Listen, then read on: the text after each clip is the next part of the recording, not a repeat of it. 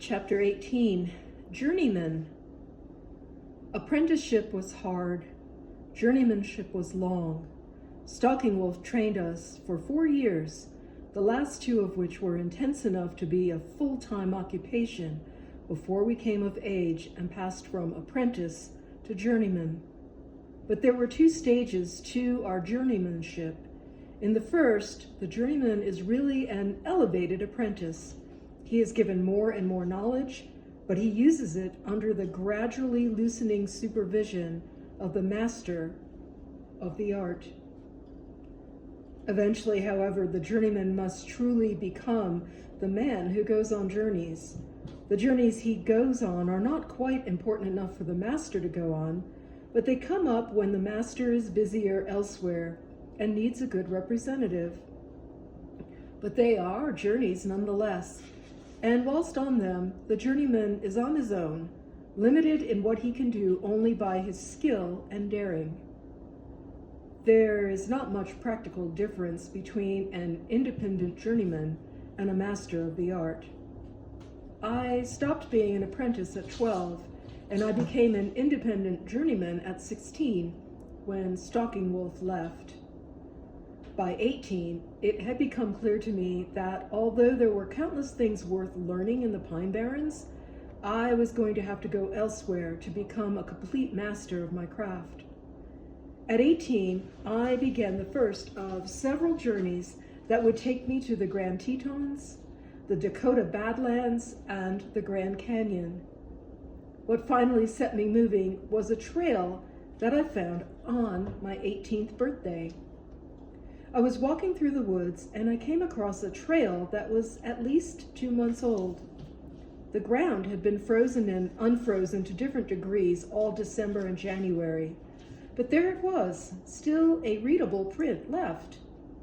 The tracks were erratic and I followed them in staggering, frenzied circles. The body was not far away. I found his gun about 30 feet further on. I lifted back the bushes, and there was the body. The next day, I went back and followed his tracks back to a Jeep with a broken fan belt. His tracks were all around it, and I found the deeper heel marks where he had jumped down.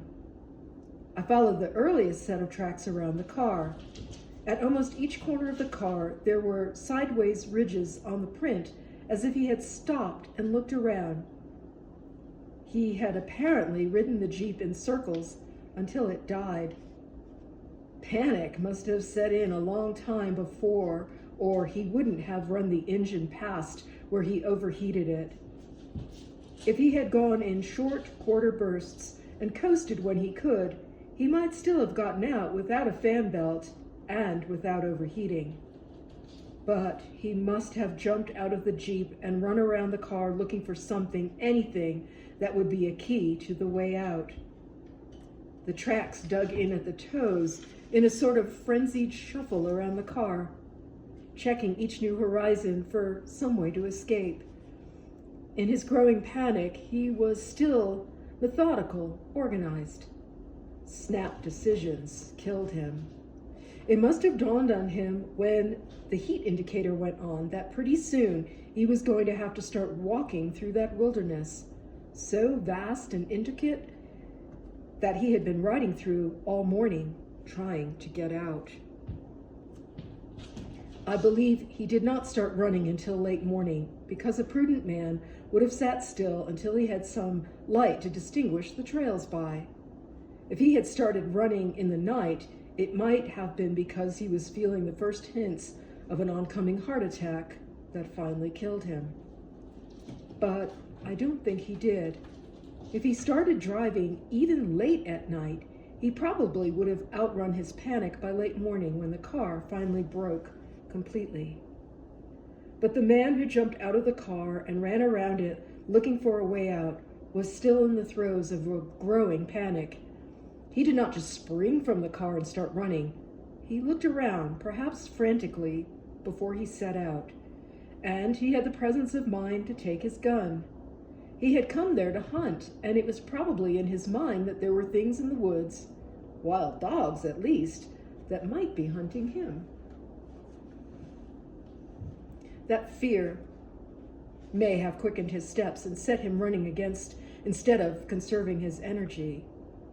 With a gun and the abundance of water in the Pine Barrens, he should have been able to keep himself alive a good long time, even in December and January. But he was not used to that kind of situation, and he panicked and started to run, looking for an exit. Still, it was not a blind panic. The footsteps went in rushes and pauses, as if he looked, decided, and then took off as fast as he could in the way he had chosen.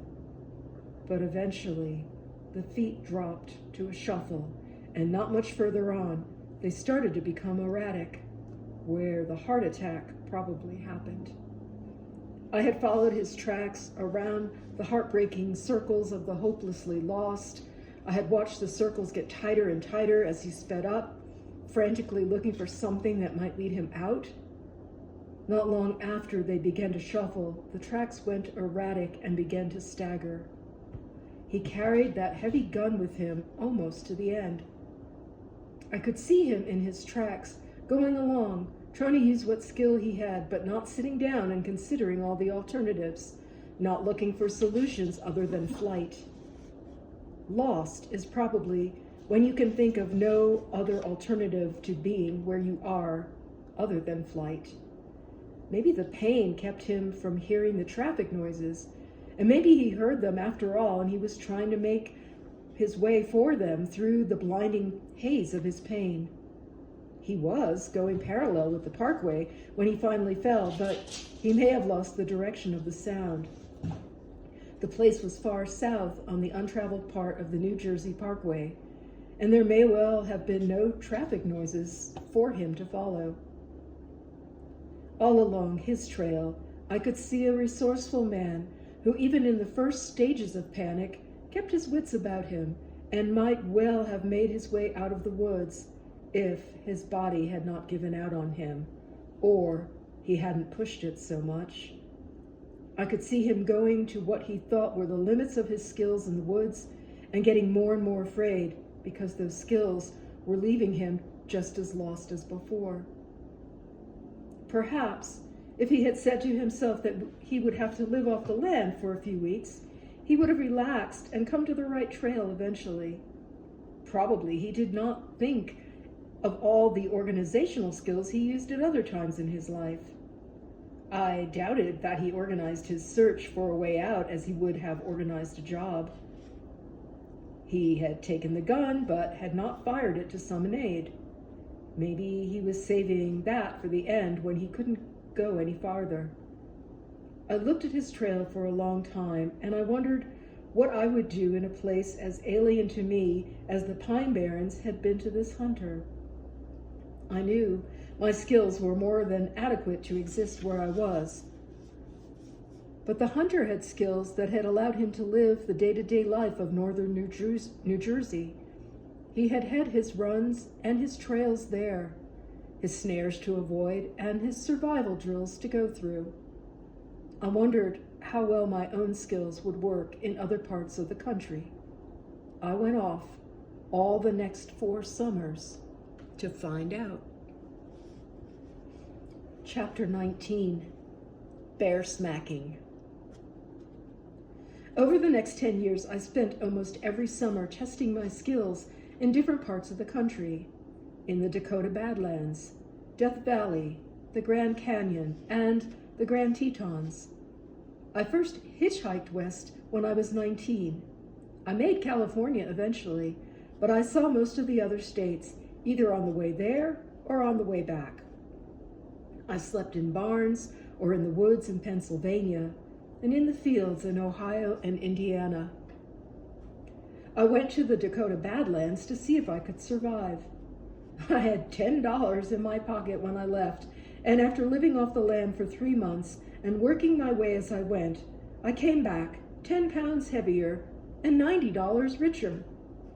Wherever I went, I tried to make contact with old trackers or hunters, and with the Indians.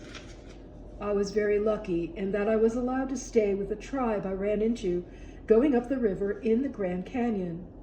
I had learned a great deal from the oldest man in the tribe. I learned almost as much in the Badlands from an old wanderer and in Death Valley from an old prospector. Everywhere I went, I found someone with something to teach me. The Badlands were arid and beautiful, full of gullies and stands of rock almost as colorful as the rock of the Painted Desert. The most difficult part of the stay was the water. At the end, I was on my knees praying for rain. I got rewarded with torrential downpours that almost drowned me in a flash flood. Thereafter, I did not seek divine intervention, but worked, as Stalking Wolf had taught me, to match myself to the patterns of nature rather than bend them to suit me. I was hungry, thirsty, or both most of the time I was out there, but it did not exceed my limits, and as I adjusted to it, the fascination of so much new to learn firsthand made me enjoy my stay more the longer I was there. I watched the animals and tracked them. I watched how their tracks deteriorated in the arid air, so I would remember it if I ever had to track there someday. When the summer was over, I had been hungry and thirsty, and still I had survived and had been content. I did not hear an airplane for weeks at a time, and that alone almost made it worth the trip. And in the end, I was living well enough not to want to leave. Next, I tried Death Valley. It was a hotter anvil than the Badlands, and the food was much scarcer. I left my car with an Indian who owned a service station and told him I was going to live in the desert for 6 weeks, and that if I wasn't back out in 9, I was probably dead. He snorted and said, "You ain't gonna live that long anyway, so don't worry about it." I didn't bother arguing with him. I had a few cans of high-protein food and a knife and a piece of plastic to make a solar still. Stretched down into a 3-foot hole with a rock at the center, the sheet of plastic caught evaporating water on its underside and funneled it down into a can at the bottom of the hole. I could get more than a pint a day in that driest place, with my length of tubing stretched down into the can like a straw. I lost track of time and spent almost 8 weeks out there instead of 6. Why, I could have spent 10 years there without scratching the surface of what there was to learn. I thought I had been thirsty in the Badlands, but Death Valley was a nightmare. The heat was worse as well, and I spent most days sleeping and then exploring at night. I didn't expect to have much light to go by, but I was surprised. After sunset, the landscape seems to turn an eerie blue. The stars are incredibly bright, and when the moon comes up, you can almost see to read a book. Everything else seemed to come out at night as well, and I was never without something to see or do. The desert has a vastness to it that made me feel like the only spark of life in a dark, endless place. Time seemed to stretch away over the whole history of the desert, and I was in the middle of it, millions of years from its birth or death. I wandered without the restraints of place or time. Things were easiest when I met some local Indians and was allowed to witness some of their ceremonies. Things were also easy the week I spent traveling with an old prospector who wandered the desert, picking up enough gold nuggets a year to make him still believe that there was something worth finding out there. He was really well past any pleasure money could buy for him, and I believe the gold was his only excuse for living out there, where everyone else thought only a crazy old man would live. I knew what he felt like. It seemed to comfort him that I would have lived his way gladly, but without the pretense of prospecting. He was a parched old man with a face like weathered wood of a ghost town, and I learned a good deal just being around him. The rest of the time, I lived alone, watching everything I could. I made camp in a large cave at the base of an outcropping of rock. I noticed that in the daytime, I shared the cave with 2 rattlesnakes, and I was thinking of moving rather than having to kill them, but they seemed to sense that and seemed willing to ignore the ancient enmity between man and snake as long as I stayed on my side of the cave. The pack rats made no such compromises and stole my knife, which made the last few days an interesting test. I ate lizards and snakes and a couple other animals, but mostly, it seemed, I ate sand and more sand. There was never anything to burn, and fire was rare, so a lot of what I ate went uncooked. Water was the big problem, and thirst pushed me well beyond the limits I had to pass in the Badlands. But the desert was so full of life and beauty that I did not mind the thirst. A lot of times I went 2 or 3 days on a half a canteen of water. When I ran out completely, I milked cactus. By the end of the journey, I found again that I had not passed the ends of my resources. I had been hungrier and thirstier than I had been in the Badlands, but I had not reached my limits. I had learned a lot more about tracking, and in the long run, it was far worth more than it cost. The landscape in Death Valley defies description, but nothing was more indescribable than the Grand Canyon. I lived in it for a month, and it was never really credible to me that something that huge and that infinitely varied could exist. I could have learned all there was to know about tracking just following a trail from the sulpine rim of the canyon to the desert aridity of the floor. And the canyon fascinated me. And I sat at every sunset and watched the impossible colors of the canyon wall change with the dying sun. I swam in the Colorado River and went up and down its banks with my horse and pack mule. I learned every animal up and down that bank. I learned every rock and bush, and I loved every second of it. The canyon was like a time machine. Every foot I went down, I went back into the history of the earth until I was millions of years away from the time when I reached the canyon floor. I worked all the levels, mining them for information. I studied tracks at every level of the canyon and spent days going up and down the pack trail, reading the variations as altitude changed the heat and humidity. I used to wait until just after the first mule train full of tourists had started back up, and then I would read the tracks and form descriptions of who had made them. Then I would catch up with the mules and check my descriptions. Each walk is so unique that I had no trouble matching the tracks with the people who made them. I heard a howl of a coyote up the canyon one night, and the next day I went exploring upriver, hoping to find a track or a skull. I found a tribe of Indians instead. There were 2 tribes, actually, although they had one name. One tribe lived where the tourists could give them a living, and the other, made up mostly of old medicine men, camped in a ravine and kept the old ways.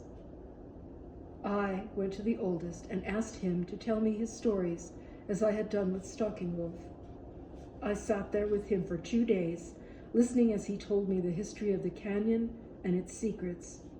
He was almost 100 years old, but we had more in common than he had with some of the younger men. I had grown up in similar ways, and we had an instant friendship. I believe he saw the hand of Stalking Wolf's teaching in me, and he accepted me instantly and taught me a great deal about tracking and about the unique way that the spirit that moves in all things moved through the canyon. We had a common heritage and a common hatred for the men who had destroyed so much of the land. I wanted to stay with the Indians forever, but I had commitments and obligations, and when summer began to wind down, I moved west towards the final leg of my circle for that year. I went to the Grand Tetons twice during my journeying, and for the sheer beauty, neither the Grand Canyon nor any place else, not even the Pine Barrens, topped it. I had seen the Rockies and Sierra Madres, and I did not think I would ever see a more impressive mountain. But when I came in sight of the Grand Tetons rising out of the plain, I was stunned. There are some things that a camera trivializes. The Grand Canyon was one. It was too wide and too deep and too majestic to fit into the lens of a camera. The sheer scale of it cannot be reduced to inches and focal lengths. The Grand Tetons are the same. Other mountains are higher, but none are more beautiful. They seem made of clouds, and in the middle of them, the Snake River plunged over cliffs and sucked down around rocks on its way south, like a living thing. I rented a pack horse and stayed in the mountains the whole summer. If there is a place nature lovers go when they die, it must look like the Grand Tetons. I wandered through them all summer long, poking into abandoned villages and mining towns, climbing some peaks, floating down the Snake River in an inner tube past wide-eyed tourists going down the same rapids in huge rubber rafts. They shouted at me that I was crazy going down the most treacherous stretch of whitewater in the continent on an inner tube. But no one had bothered to tell me that was impossible before I did it. I shot past them, and when I looked back, they were still shaking their heads at my craziness. As the raft caught the last rock and spilled them into the river. Before long, I was out of the current and gliding along slower than walking. The river was an open zoo. Moose ate along the side of the river as I floated by like a drifting log. Beaver paddled across my bow. Catfish nuzzled the inner tube, and trout jumped in the cool morning air. I floated without time or memory. The tube went aground on its own, and I went up the bank and along the river. I found the tracks of a moose before I had gone 50 yards. I had stumbled into one of his runs, and I vowed to stay there until either he came back or winter did. I had to wait less than an hour by the side of the trail before he came past. When he did, I could not believe how big he was up close. His head alone seemed to be a full-sized animal. I was so astounded by the size of his body that I stood up out of the bushes close enough to touch his flank as he went by, and I could not see over him. Very quietly, I closed my mouth and crouched back down, hoping he hadn't noticed me. When he was gone, I got back in my tube and went on down the river. But it was not the same river, and I was not the same person I had been before I had seen the moose. I went away from it filled with awe and a sense of having been close to a completely new mystery.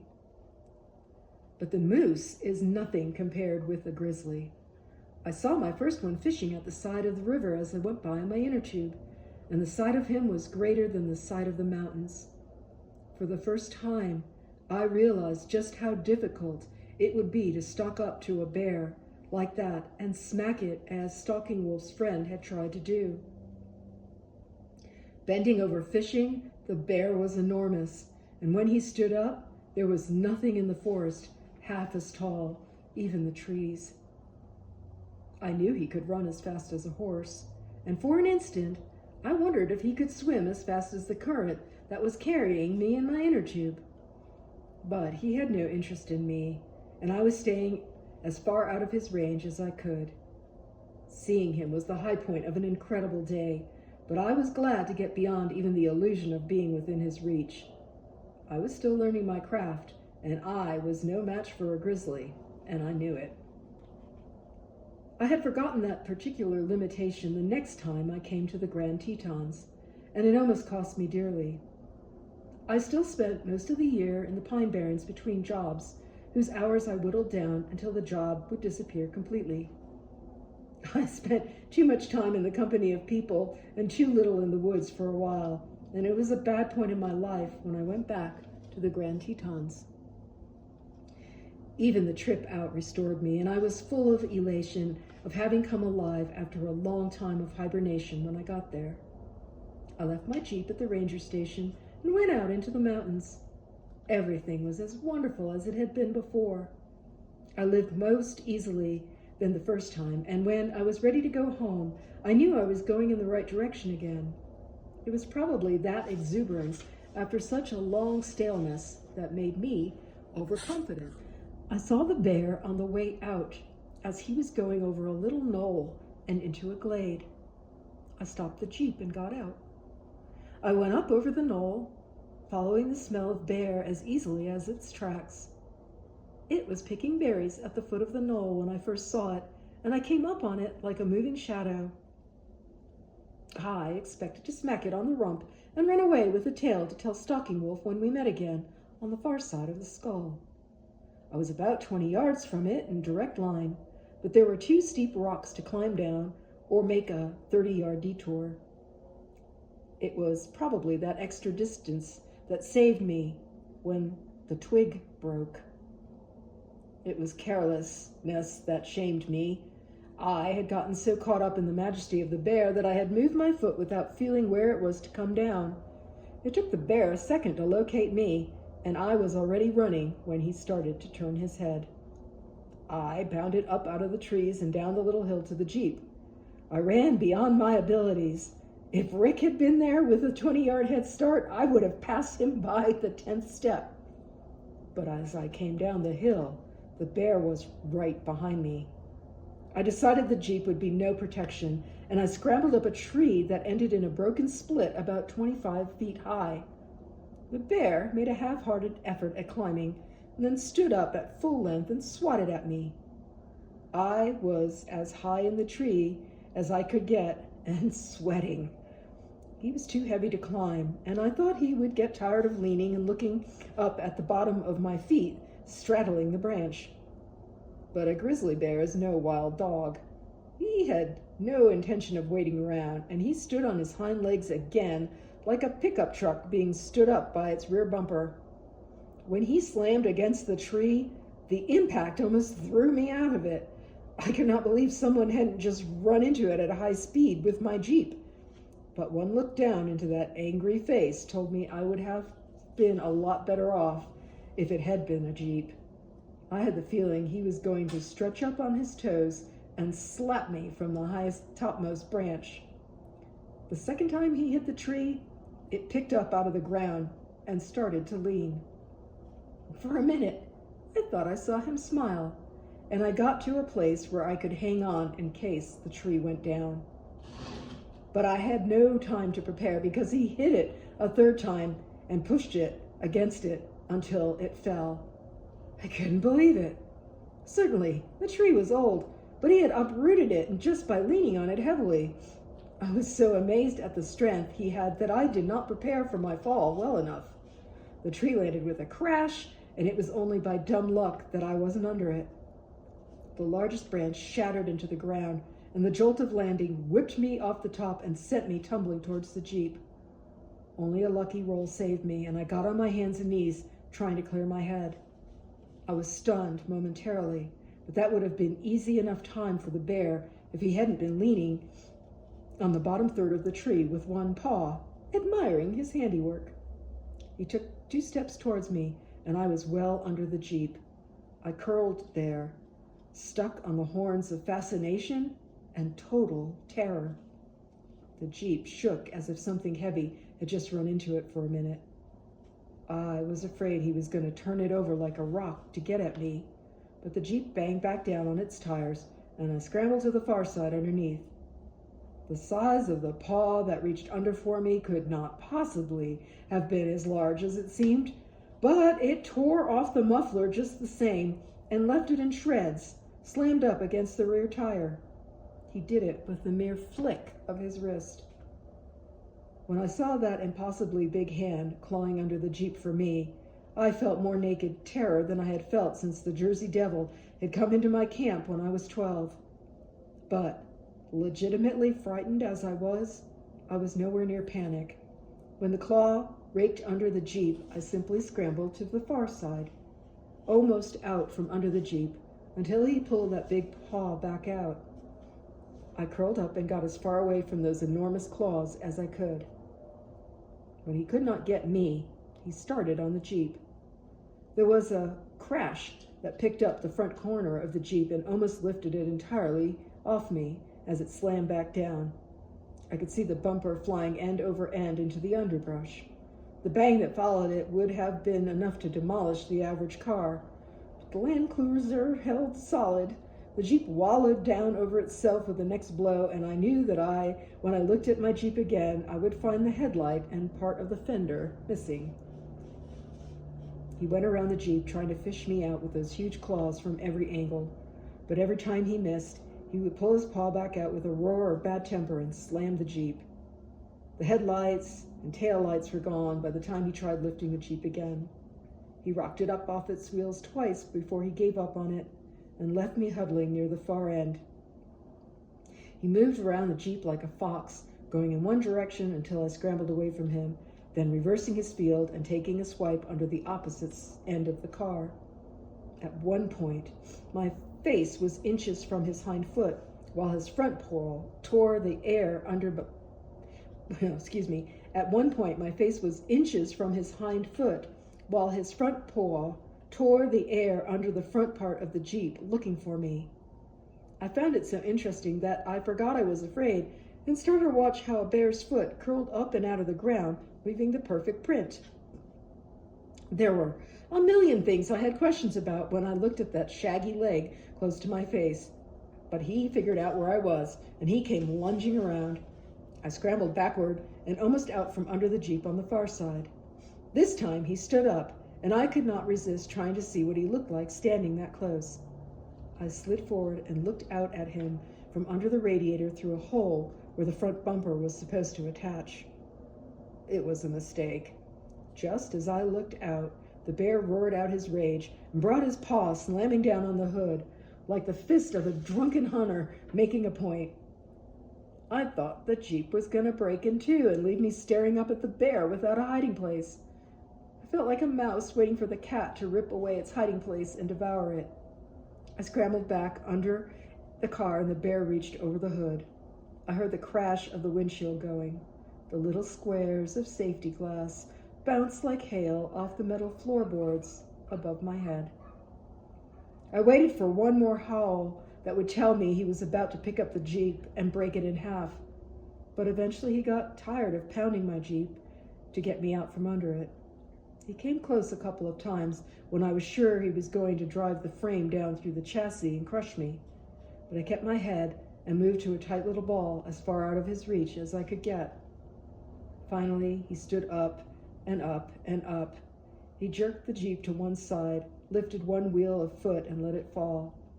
I heard the hood rip away like a box top and crash into the underbrush. I waited for the end, thanking the Spirit that moves through all things for such great opportunities to learn as much as I did, and to see as much as I was fortunate enough to see. At last, the bear got down on all fours and shambled away up the rise and into the trees again. I was never happier to see a specimen go away, but I was also fascinated by what he had done. I crawled out a few minutes later and looked at the damage. It was spectacular. It was going to cost me long hours of boring work to get money to fix it. But it had been worth the price. The smell of grizzly that close, the sound of his claws like can openers tearing up the metal, the swipe of his great hand that would have broken the neck of a bull as easily as it had snapped the lock bolts on my bumper and sent it spinning off into the woods. It had been a small, continuing miracle. I went over the tracks for hours, matching what he had done with the shape and placement of the print. I stood by the Jeep and recounted the damage as if I had expected some of it to have healed. It would have to be repaired before I went much further west, and I would have to take a short job to pay for it. Still, it was drivable enough to get me out of there before the bear came back. Only his deep, throaty growl from far in the woods sent me reluctantly towards the trail again. All the time I was under the car, the world had been reduced to a horizontal plane of light between the bottom of the Jeep and the ground where the bear's feet shuffled and danced in the dust. Everything of importance in the universe had happened within that narrow plane. Space had been reduced to a sliver, time to a moving point. The vividness of every detail still amazed and astounded me.